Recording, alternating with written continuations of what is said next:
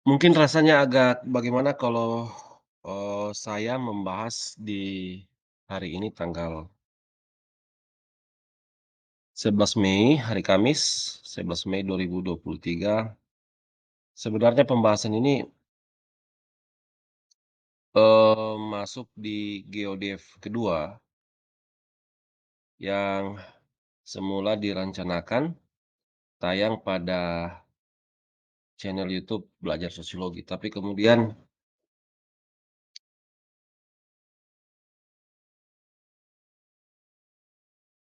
channel YouTube Belajar Sosiologi, itu dipersiapkan untuk menyelesaikan tugas-tugas saya sebagai dosen dan juga pengajar di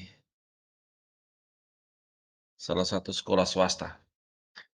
Sehingga kemudian, beberapa kegiatan lain juga, misalnya sehubungan dengan pembimbingan untuk pelaksanaan, event dari Kementerian Pendidikan dan Kebudayaan. Jadi, ya langsung saja dipindahkan di channel YouTube Keluarga Tobondo Nayuan dan kita akan membahas malam hari ini, hari Kamis 11 Mei 2023 untuk kepunahan manusia.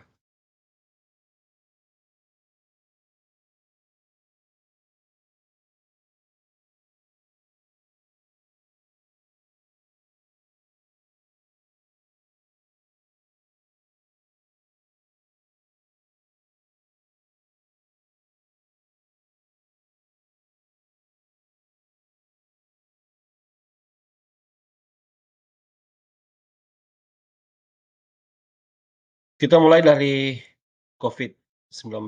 Jadi pertama ini cukup, ya membuat semua orang terkejut ya di awal-awal pemberitaan COVID-19.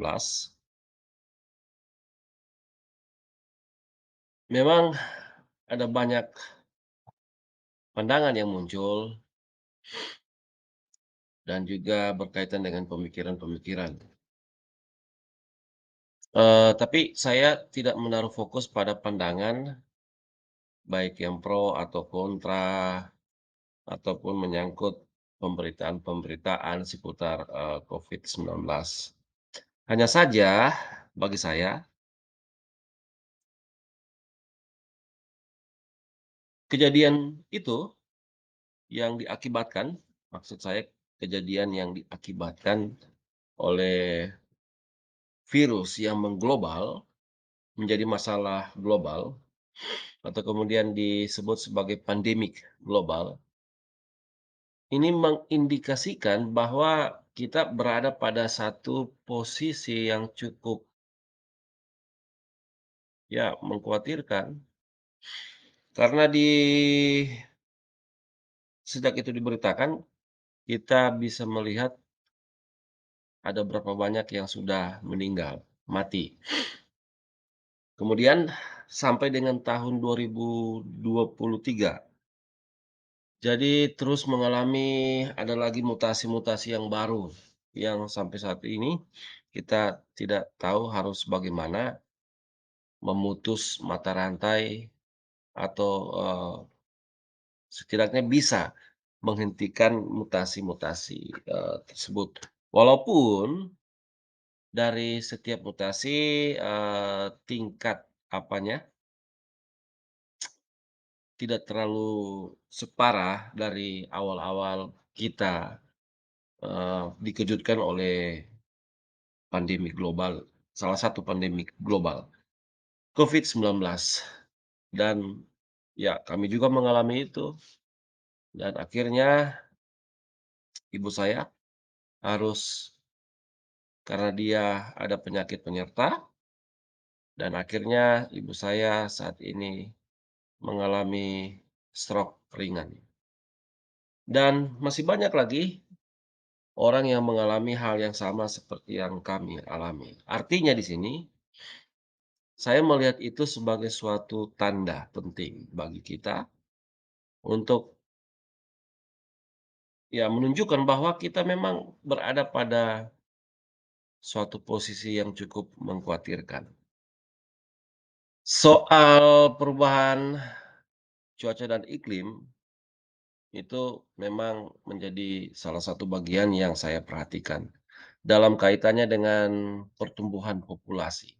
Nah, pertumbuhan populasi akan diikuti oleh pertumbuhan instrumen kebutuhan dan berkembangnya instrumen kebutuhan itu dipengaruhi oleh tingkat kepadatan penduduk yang menyebabkan munculnya dorongan moral.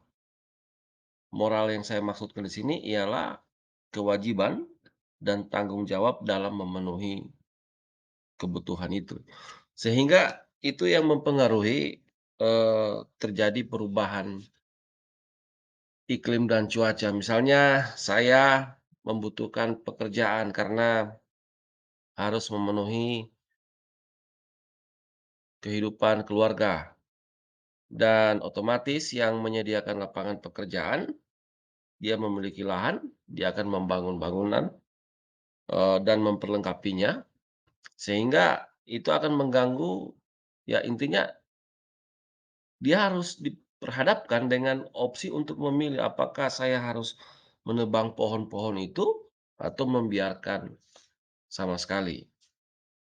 Tapi kan yang pasti dia harus memilih, dia akan menebang pohon-pohon itu, kemudian membangun gedung di situ, kemudian selanjutnya memperlengkapi, isi gedung termasuk sumber daya manusia, sehingga kemudian saya datang dan bekerja di tempat itu. Dan ini tidak hanya terjadi pada satu tempat saja, tetapi akan berlaku di tempat-tempat lainnya, di space-space, lainnya, di bagian-bagian atau area-area lainnya, sehingga otomatis pepohonan sudah kembali, tidak seperti dulu lagi. Jadi fungsi untuk menyaring panas itu tidak lagi, kita bisa rasakan bagaimana sebenarnya cuaca yang memang, ya, tidak terlalu, panaslah, intinya cocoklah bagi kita. Itu juga kan masalah. Kemudian, itu juga mengganggu misalnya kalau terjadi banjir, ya agak sulit juga karena sudah tidak ada pepohonan sehingga mudah terjadi erosi.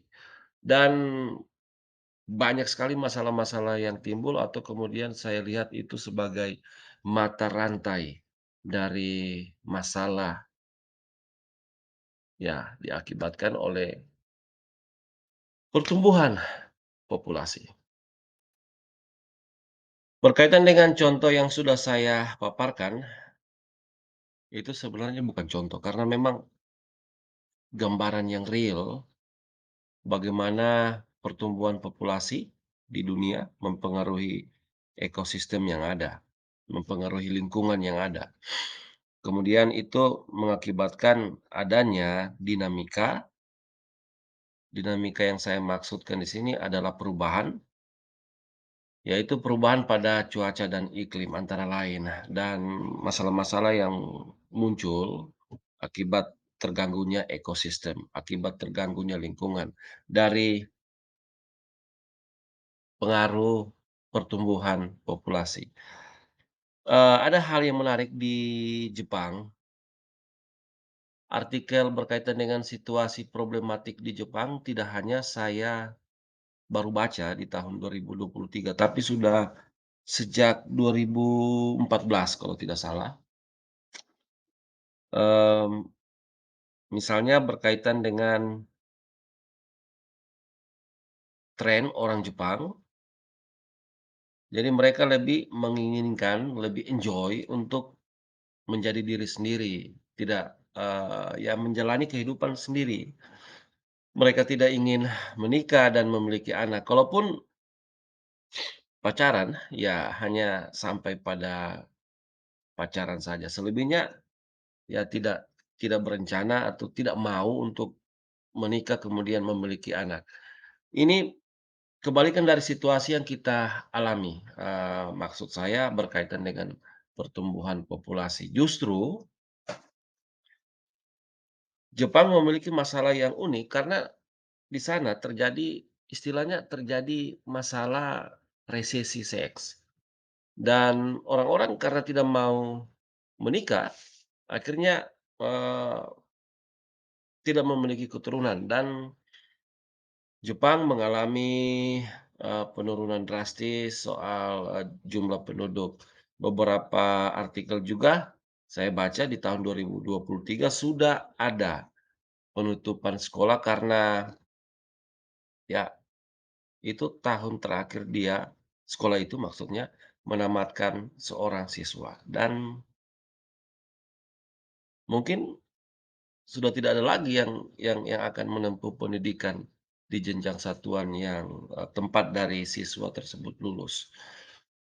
Cukup cukup menarik untuk kita diskusikan.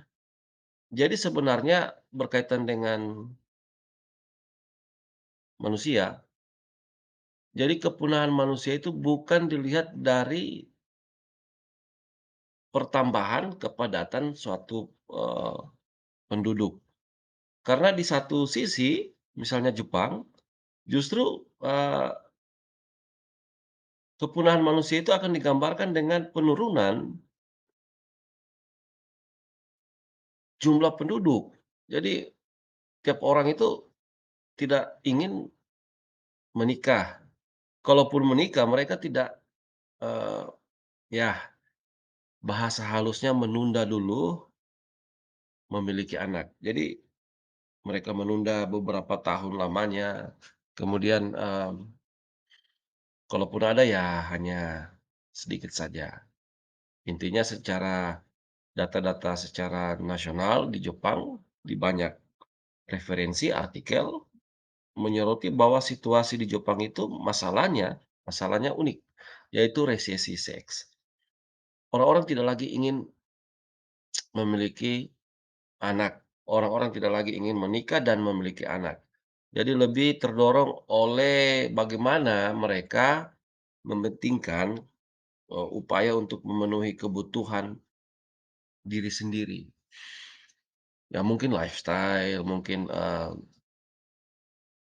ya semacam dorongan untuk individu itu, ya kamu harus bekerja karena ini yang harus kamu tanggung, ini yang menjadi beban kamu, ini yang menjadi tanggung jawab kamu, ini yang menjadi kewajiban kamu. Akhirnya mereka bekerja, mereka mendapatkan uang, dan uang itu digunakan sehingga mereka melihat segala sesuatu itu ternyata lebih enak kalau yang kita peroleh ini kita nikmati sendiri saja dan ya jelas sikap itu saya nilai keliru dan membahayakan. Selain membahayakan diri sendiri, artinya tidak ada jaminan bagaimana kehidupan itu tetap ada. Jadi Jepang memiliki sudut pandang yang berbeda berkaitan dengan kependudukan, berkaitan dengan manusia. Kalau masalah kita, masalahnya adalah pertumbuhan populasi. Tetapi di Jepang itu terjadi penurunan populasi dan itu dinilai juga akan membawa negara itu masuk pada kepunahan. Ya, kepunahan manusia, berarti juga kepunahan negara Jepang itu sendiri. Kemudian mengenai aspek lainnya yang, dinilai mempercepat kepunahan manusia adalah kekuasaan itu sendiri. Jadi Saat ini saya menilai bahwa kekuasaan itu sudah menuju pada sifat-sifat yang sebenarnya antara memikirkan apakah dia, negara, itu menjadi satu bagian dari masyarakat global, ataukah dia lebih memikirkan bahwa dia sebagai suatu negara yang memiliki kewajiban untuk memenuhi kebutuhan warga negaranya. Dan kekuasaan seringkali itu digunakan untuk menstimulus beberapa tindakan yang bersifat invasi atas nama negara, atas nama untuk memenuhi kebutuhan warga negaranya. Sehingga suatu negara kemudian menjadi egois dan berpikir bahwa hanya mereka yang memiliki dunia ini. Dan mereka akan menggunakan kekuasaan mereka untuk menstimulus banyak macam teknologi yang bermunculan dan sebagian besar teknologi itu, adalah atau digunakan, disalahgunakan sebagai senjata pemusnah massal. Dan temuan-temuan itu, teknologi-teknologi yang mereka berhasil temukan itu, mereka gunakan untuk suatu ketika bisa dilakukan, penyerangan dan teknologi itu digunakan. Dan akibat itu misalnya kalau seandainya digunakan nuklir, maka efeknya sangat fantastik dan akan menyebabkan tidak sedikit kerusakan yang ditimbulkan. Ya, terutama bisa saja negara yang bersebelahan dari negara itu. Ini yang saya lihat bahwa kekuasaan cukup representatif untuk mempercepat manusia menuju jurang kepunahannya. Kepunahan manusia itu juga diakibatkan oleh kesombongan dari ilmu pengetahuan, di mana kita bisa, melihat, membaca artikel bahwa beberapa kelompok ilmuwan itu terdorong untuk mempelajari virus-virus atau bakteri purba dan mereka ingin menghidupkan. Nah, ini bahaya. Bagaimana kalau seandainya dari proses pembelajaran virus-virus atau bakteri purba, kemudian terjadi, kebocoran dan kemudian virus atau bakteri itu dibawa oleh angin atau menyebar keluar sehingga, masyarakat sekitar terjangkit. Pasti ini akan menjadi PR baru lagi dan itu akan menghantam dan itu mimpi buruk manusia modern yang saat ini belum selesai membongkar bagaimana caranya bisa mengatasi masalah COVID-19. Berita-berita yang mengejutkan lainnya berkaitan dengan pemikiran terkait kepunahan manusia, itu berasal dari pengamatan di luar dari bumi atau pengamatan antariksa di sana. Jadi ada yang mengatakan bahwa baru-baru ini mereka melihat bintang melahap, dalam tanda kutip ya, melahap planet-planet, ya masih di sekitaran galaksi kita. Kemudian ada yang memprediksi juga, eee, usia bumi itu sudah tidak lama lagi dalam kaitannya dengan usia matahari. Itu, cukup menakutkan juga. Kemudian ada yang menunjukkan bahwa menemukan ada lubang hitam yang berbahaya dan itu, eee, sepertinya berada di sekitaran kita, berada di sekitaran galaksi kita atau dekat dengan bumi. Intinya masih di sekitaran galaksi kita lah. Dan itu juga akan berdampak pada manusia, yaitu mempercepat kepunahan manusia.